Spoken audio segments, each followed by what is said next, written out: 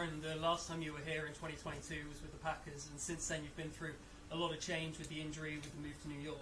How does the Aaron Rodgers of today differ to the Aaron Rodgers of 2022 when dealing with a loss like this? I mean, they all hurt. Just got to be, honest with your performance every single week and hold yourself to a standard.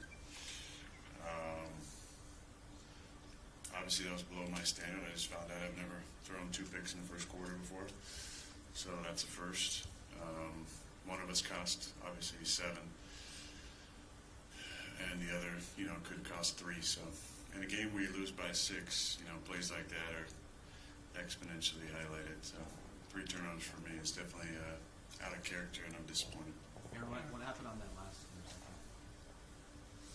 I just kind of underthrew a little bit. Aaron, what do you explain this between the first half and the second half? You got into a bit of a groove with your receivers. Well, I think we had a lot of 3 and outs to start. They kind of got in their zero package, and 3rd and long is tough to convert. Tough to be on the same page sometimes protection-wise because they can do everything out of that. I felt like we changed the tempo a little bit. That kind of got us playing downhill a little bit.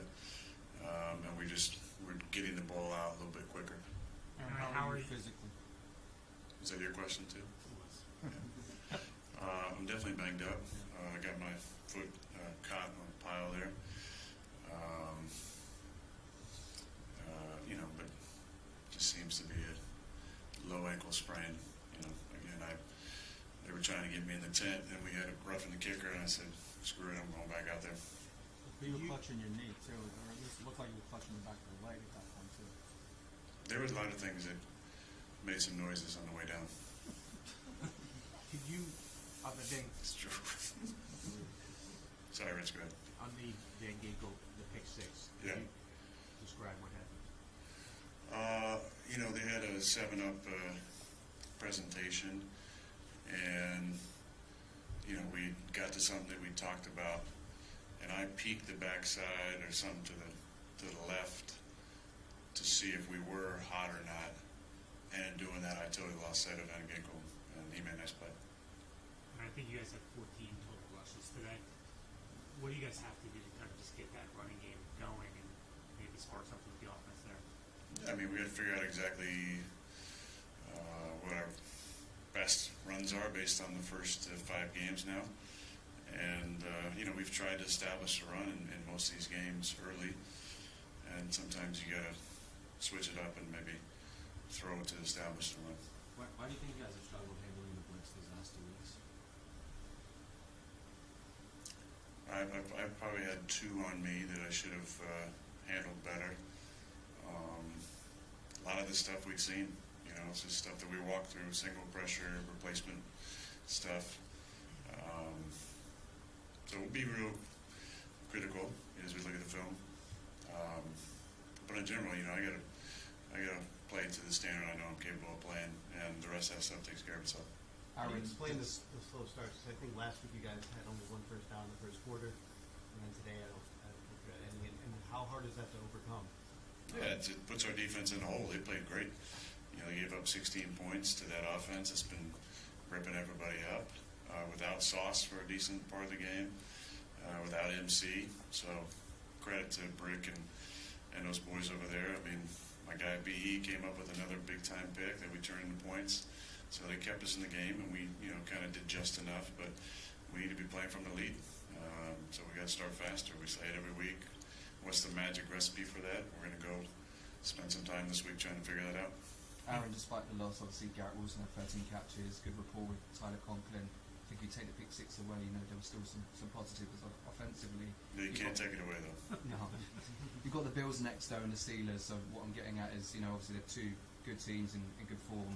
What can you take from are there any positives you can take going into those games on today? I think there's always positives to take. It's good to get G involved. Moved him around a lot, gave him a lot of different routes. And could have had even some bigger ones. He slipped on the one that could have been a touchdown. He slipped on the in break that could have been a big one out the back.